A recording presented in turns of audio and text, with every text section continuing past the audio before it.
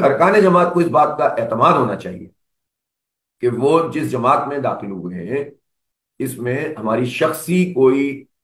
اس کے اندر اہداف نہیں ہونے چاہیے، ذاتی اہداف نہیں ہونے چاہیے، بلکہ یہ اہداف ہمارے اجتماعی ہونے چاہیے اور اللہ کی رضا کے لیے ہونے چاہیے۔ اگر کوئی اپنے شخصی اہداف کے تحت اپنی ذات کی جو ہے وہ رونمائی کے لیے، خود نمائی کے لیے، یا اپنے فائدے کے لیے، اپنے کاروبار کو بہتر بنانے کے لیے جماعت اسلامی کو استعمال کرتا ہے تو اس کا مطلب اس نے جماعت اسلامی کی بنیاد کوئی نہیں سمجھا ہے۔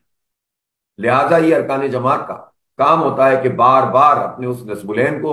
جو دستور جماعت میں موجود ہے، جس کا ہم نے حلف اٹھایا، جب ہم حلف اٹھاتے ہیں تو یہ بات کہتے ہیں کہ ہم اس نصب العین کو اختیار کرتے ہیں کہ جو جماعت اسلامی کے دستور کی دفعہ 3 میں موجود، اور ان تمام چیزوں کی پابندی کرنے کا سمجھ لیں کہ عقیدہ دستور کی دفعہ 3 میں، اور جو نصب العین دستور کی دفعہ 4 میں،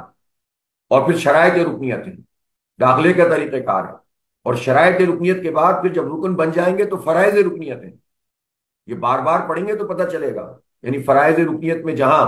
کبائر سے اجتناب رہے گا، اپنی چیزوں کو بہتر سے بہتر بنانے کی جستجو رہے گی، اپنے تقوی کا مسلسل جائزہ لیتا رہنا پڑے گا کہ ہم اللہ تعالیٰ سے کتنا خوف کھاتے ہیں، اپنے معاملات کی طرف بھی دیکھنا ہوگا، اور یہ بھی پیش نظر رہنا چاہیے ان شرائط اور فرائض میں کہ ہمارے مالی معاملات کیا ہیں۔ یہاں تک دستور میں بات واضح طور پر لکھی ہوئی ہے کہ اگر ماضی میں کسی غلط طریقہ کار سے کوئی جائیداد، کوئی مال آپ کے پاس آ گیا ہے تو آپ کی یہ ذمہ داری ہے کہ حقدار بھی اگر معلوم ہے اور مال کا بھی تعین ہے تو آپ اس کو واپس کر دیں گے، آپ اس کو استعمال نہیں کر سکتے۔ اور اگر حقدار نہ پتہ ہو اور مال نہ پتہ ہو تو پھر اس کا بھی طریقہ ہے کہ توبہ اور استغفار کریں، اور ظاہر توبہ اور استغفار میں انفاق فی سبیل اللہ بھی شامل ہے۔ تو ارکان جماعت اسلامی سے لوگ یہ نہیں ہے کہ بس چلتی ہوئی چیز میں جماعت اسلامی کے رکن بن گئے، بلکہ آپ کو اپنے تمام طور طریقوں کو دیکھنا ہوگا کہ جائز آمدنی ہو رہی ہے کہ نہیں ہو رہی، حرام کی اس میں آمیزش تو نہیں ہے۔ ویسے تو یہ تصور بھی یہ سمجھ لینا چاہیے ارکان جماعت کو کہ ایک باطل نظام میں اگرچہ کہ ہمارے ملک میں دستور اور آئین اسلام کے مطابق ہے،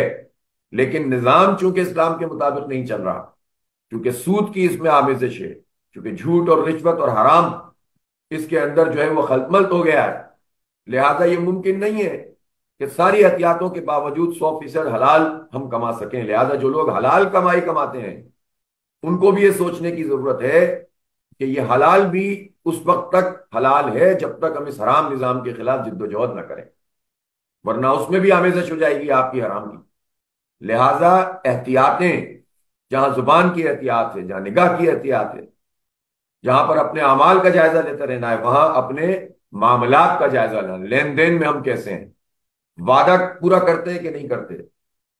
اپنے گھر میں ہمارے رویے کیسے ہیں، اپنے بچوں کے ساتھ معاملات کیسے ہیں، پوری دنیا کے لیے درس ہو اور اپنے بچوں کے لیے 5 اسٹار زندگی کے امکانات روشن کر رہے ہوں، اپنے بچوں کی ترجیحات اور عام پاکستانیوں کے لیے جو ہم چیز چاہتے ہیں اس میں کہیں فرق تو نہیں ہے، یہ دو رنگی تو نہیں ہے موجود۔ تو پھر اس کو بھی دیکھنے کی ضرورت ہوگی کہ ہمیں اپنی زندگی کی ترجیحات کا ٹھیک طریقے سے تعین کرنا ہے۔ ایک رکن جماعت کی زندگی کی ترجیح، پرائرٹی، وہ ہے اقامت دین کی جد و جہد اور اللہ تعالیٰ کی رضا۔ یہ ترجیح نمبر 1 ہے۔ زندگی کے سارے معاملات پھر اس کے گرد گھومنے چاہیے۔ یہ نہیں ہے کہ زندگی کے سارے معاملات آپ نے طے کر لیے، بہترین قسم کی آپ کی زندگی بننے لگے، بہترین قسم کی آپ کی جو ہے وہ دنیا کی ساری ضرورتیں پوری کرنے کے لیے آپ کوششیں کریں،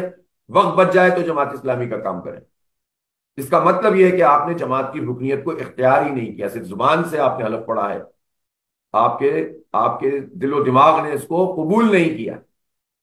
لہذا اپنی زندگی کی ترجیح اقامت دین کا کام، اس لیے کہ ہمارا بنیادی عقیدہ ہے لا الہ الا اللہ محمد الرسول اللہ، دستور میں لکھا ہوا ہے اللہ کے سوا کوئی الہ نہیں، محمد صلی اللہ علیہ وسلم اللہ کے رسول ہیں۔ اللہ کے سوا الہ نہیں کا مطلب یہ ہے کہ اگر اللہ تعالیٰ کی بادشاہت میں، اس کی الوہیت میں، اس کے اقتدار میں اور اس کی شہنشاہیت میں کوئی بھی قوم، کوئی فرد، کوئی نظام دخیل ہے تو اس کا مطلب یہ ہے کہ آپ اپنے کلمے پہ عمل نہیں کر سکتے۔ تو یہ تو ہمارے عقیدے میں شامل ہے کہ ہم اس نظام کو بدلیں اور اللہ رب العالمین کی مرضی کا نظام قائم کرنے کی کوشش کریں، اس کے لیے جو ذاتی اوصاف ہونے چاہیے وہ پیدا کریں۔ جو ترجیحات ہیں اس کو ٹھیک کریں، جو معاملات ہیں اس کو درست کریں، اور پھر یہ دیکھیں کہ ہم کتنا وقت اس تحریک کے راستے میں دے رہے ہیں۔ یہ کوئی پی ٹی آئی نہیں ہے، یہ کوئی نون لیگ نہیں ہے، یہ کوئی پیپلز پارٹی نہیں ہے، یہ کوئی جے یو آئی اور جے یو پی نہیں ہے، یہ اقامت دین کی، اسلام کی تحریک ہے۔ اس کو اس طرح سے نہیں ناپا جائے گا کہ وہ کیا کر رہا ہے اور میں کیا کر رہا ہوں۔ لوگ تو باطل نظریات کے لیے اپنی قربانیاں دے رہے ہوتے ہیں، قوم پرستی کے لیے قربانیاں دے رہے ہوتے ہیں۔ آپ دیکھیں ذرا کمیونزم کے جو انقلاب آئے ہیں، سوشلزم کے انقلاب، چائنا میں دیکھیں لوگوں نے، ماؤ زیڈونگ نے لانگ مارچ کیا اور کتنے ہزاروں لاکھوں لوگ قتل ہو گئے، پیر ان کے گل گئے، برفانی علاقوں کا ہزاروں کلومیٹر کا سفر اس نے طے کیا۔ لوگ باطل نظریات کے لیے اتنی قربانیاں دیتے ہیں، ہم حق پر کھڑے ہو کر وقت نہیں دے سکیں، اپنے آپ کو کھپا نہیں سکیں، لگا نہیں سکیں، اور پھر تنقید اور احتساب کے لیے موجود ہوں ارکان۔ یعنی جب عمرہ اضلاع کا استصواب، تو اس میں تو ہم بہت زبردست طریقے سے اپنا رول پلے کریں۔ جب آپ کو اپنے حلقوں کے اندر امیدواروں کا تعین کرنا ہو تو ارکان جماعت اپنا استحقاق رکھتے ہوں کہ ہاں بھئی ہم ارکان جماعت ہیں، لیکن پوری جماعت کی جو ایفرٹس ہیں، جو پوری جماعت کی کو لے کر چلنا ہے، اور اس کی ساکھ کو بہتر بنانا، اس کی دعوت کو فروغ دینا، اس کے سیاسی عمل کو بہتر بنانا، اس میں اگر ہمارا کردار نہیں ہے تو جماعت اسلامی کا رکن صرف امیر جماعت منتخب کرنے کے لیے نہیں بنایا گیا۔ اس لیے ارکان جماعت کو ہم سب کو، مجھ سمیت، بار بار اپنے تزکیے کی، اپنے معمولات کی، اپنی عبادات کی، اور اپنے رویوں کی، اخلاق، اپنے جو ہمارے لوگوں سے گفتگو ہے، ان سب کی اصلاح کی ضرورت ہے۔